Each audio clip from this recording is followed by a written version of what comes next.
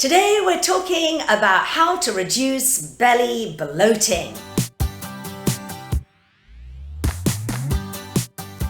Hello everybody, in case you don't know me, my name is Sophie. Welcome to my lifestyle channel where I give you tips every single week on how to get healthier, happier, and really truly live your best, most glowing self.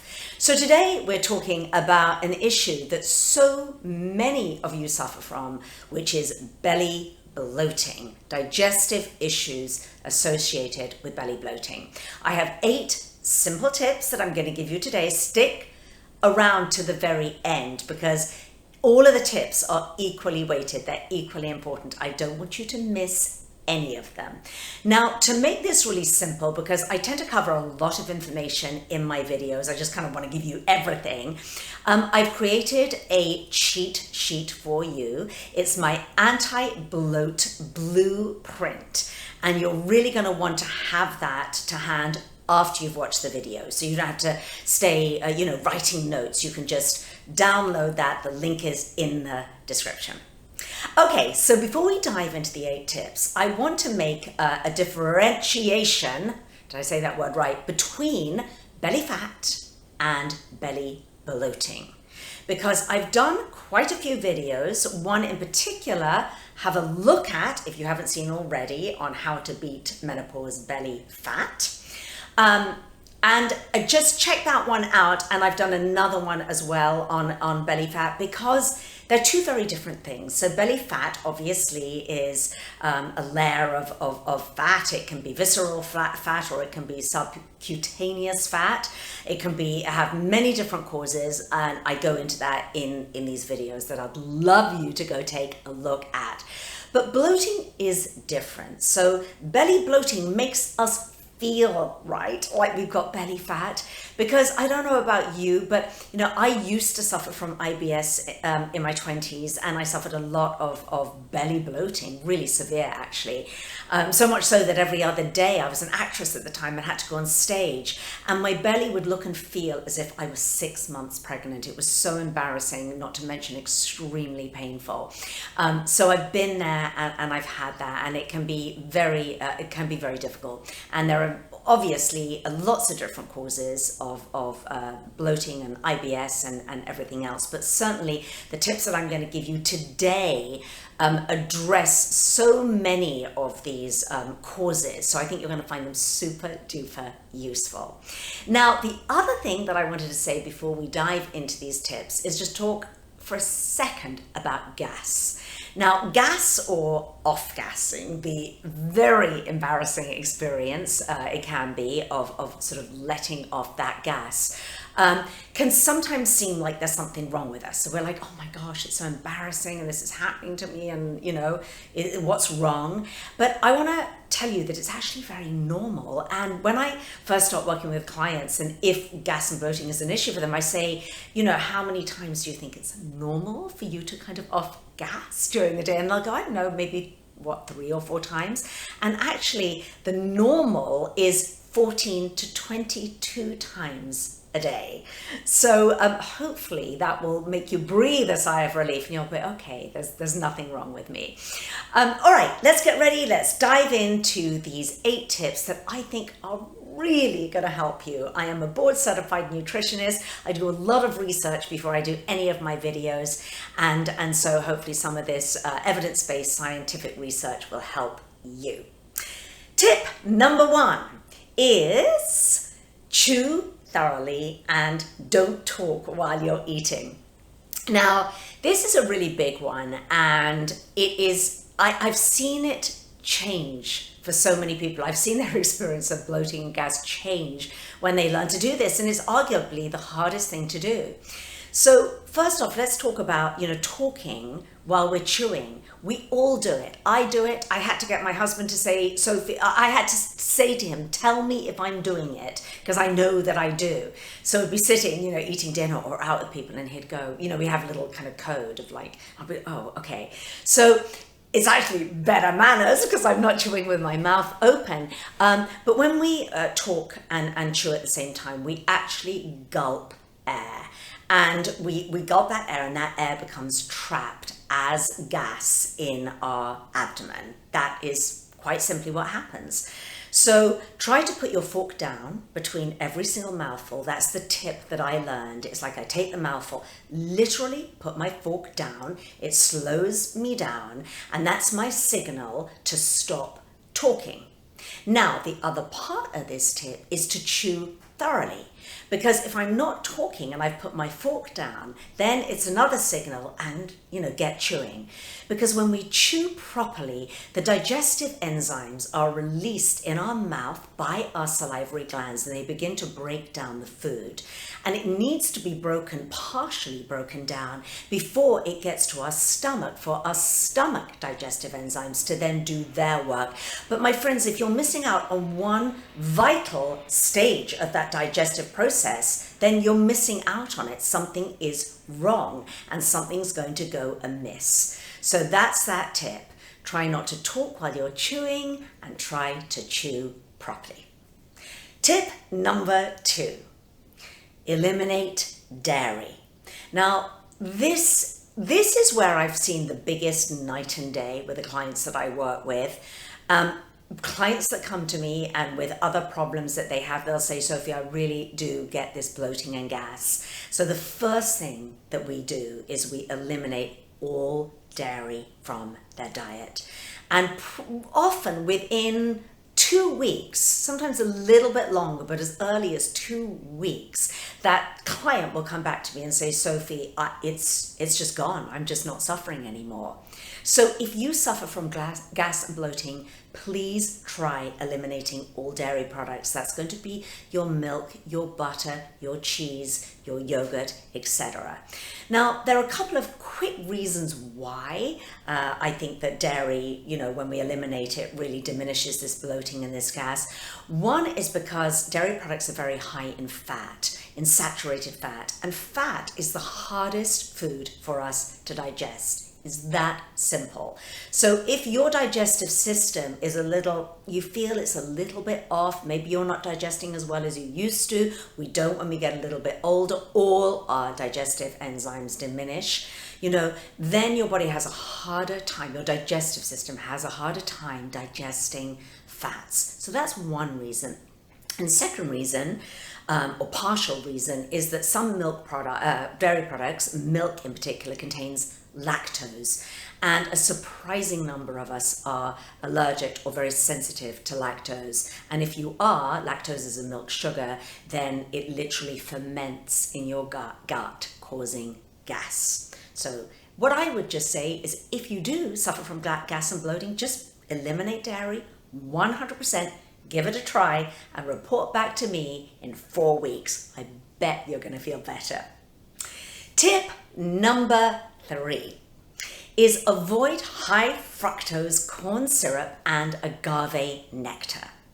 Now, this is similar to the tip before, the avoiding the dairy, or avoiding the lactose, I should say, because lactose, as I just mentioned, is a sugar that if you don't digest it well, then it's going to ferment in your gut. Well, fructose is a sugar that is also hard to digest for some people and literally ferments in your gut, giving off these gases that become trapped and create this painful gas and bloating.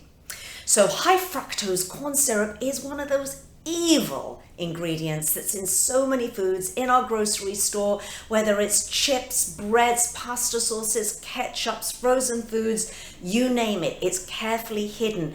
My friends, get really good at label reading. Make sure it is not in there. And of course, high fructose corn syrup is in it's not all, but is in many sodas. I think that gulping on those sodas, those literal big gulp sodas, has given rise to so much gas and bloating, not to mention obesity, because of this one evil ingredient, high fructose corn syrup.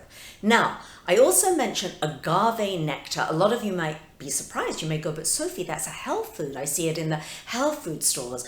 Well, it can be touted as a health food. If it's raw, then it can have some trace minerals, etc. It can also be lower on the glycemic index. But my friends, it has a very high amount of fructose in it, a high percentage of fructose in it. So same deal. If you're sensitive, if you have a hard time, and many do, with digesting fructose, then that really needs to be eliminated from your diet too. Tip number 4, avoid sorbitol, xylitol, and erythritol. Now, these are sweeteners. You might go, well, wait a minute, what are you talking about? Don't worry, you get all this information in the anti-bloat blueprint. So don't forget, you can download that, because I know I do talk fast. But these are sugar alcohols, and they're typically found in diabetic foods as a non-caloric and non-blood sugar spiking sweetener. So you'll find sorbitol often in diabetic cookies and chocolates and all that kind of thing, any sweets that diabetics want to eat. And then the erythritol and the xylitol you might find in sugar-free candy and chocolates and whatnot. Now, because they're sugar alcohols, same deal. They can ferment in the gut. They can be a kind of a laxative, but a laxative that creates gurgling and gas in your stomach. This isn't true for everybody, by the way. I personally am fine with xylitol, so I can eat a sugar-free chocolate with erythritol and a little bit of xylitol, no problem. But if you are somebody who suffers from gas and bloating, I just recommend that you cut them out completely. Tip number 5, be mindful with your cruciferous veggies. So cruciferous veggies are things like broccoli, cauliflower, bok choy, kale, and watercress, and a few other of these very healthy vegetables. Now, why I say be mindful is, as a nutritionist, I can't in good conscience say to anybody, don't eat cruciferous vegetables if you have gas and bloating, because they are so healthy. They contain sulforaphane, which is the compound that will help you fight against disease, cancers. So it's so important that you carry on eating these veggies and that you don't cut them out. But when I say be mindful, rather than eating a big bowl of Brussels sprouts or, a whole cauliflower or cabbage, because we tend to, when we hear something's really healthy, whether it's kale or Brussels sprouts, we tend to eat it, a lot of it, like a big bowl of it, huge kale salads, a pound of kale in our smoothie, and, raw Brussels sprouts shredded or whatever. Be careful. Obviously, if you're new to eating these vegetables, particularly you're new to a whole food plant-based diet, then you just want to go a little bit easy. Don't eat them in every meal. Eat a little bit. Instead of having, 2 cups, eat 1/4 of a cup or 1/2 a cup. Just go slow. And the other thing that you can do with your cruciferous veggies to make them a little bit more digestible is gently steam them. Gently cook them. Gently cooking our food makes it a little bit easier on our digestion. And if you very gently steam, then those compounds aren't going to be diminished. So you don't need to worry about that. Tip number 6. Beans. Okay, so of course I have to talk about beans when I'm discussing bloating and flatulence. So a lot of people really worry about beans. Now, I teach a lot of people how to go whole food plant-based. For me, it was a total life changer, game changer when 6 or 7 years ago now, I decided to eat a whole food plant-based diet. It changed everything for me, and you'll hear me talking a lot about that. But part of a whole food plant-based diet is to have beans and legumes and pulses, because they're such a wonderful source of clean plant-based protein. So I encourage people to eat them. Now, if you suddenly eat a bunch of beans, whether it's pinto beans or black beans or whatever beans, and you suddenly throw those into your diet, you're going to start to experience a little bit more gas, for sure, and maybe a little bit of bloating, because your gut has to get used to digesting these very particular fibers and sugars. And so the key is to train your gut. It needs to get its training muscles, and it does that by a little bit at a time. So the key is to go really slow. So if you're somebody who suffers from bean flatulence or bean bloating, then try maybe 1/4 cup of hummus to start off with. That is tolerable for most people, and then slowly work your way up. The other thing that you can do if you really suffer from bloating with beans is do lentils, mung beans, or split peas instead.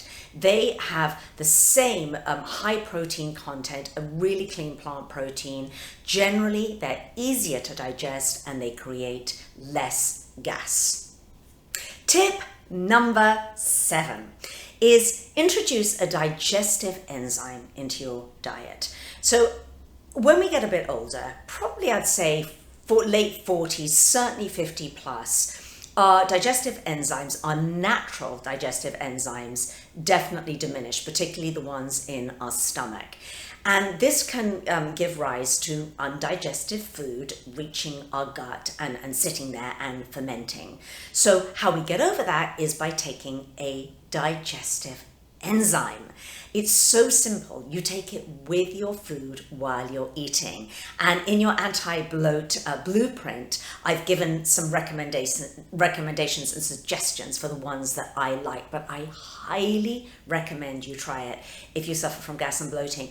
And also, there's a suggestion that I've given you for a digestive enzyme, particularly for those of you who want to carry on eating beans but suffer from this bloating and gas. Maybe you love your Mexican food and your pinto beans and your black beans and you're not going to give them up, but you're like, okay, there is a digestive enzyme specifically to help you to digest your beans. So do not worry, but that's a big tip that I recommend that you try.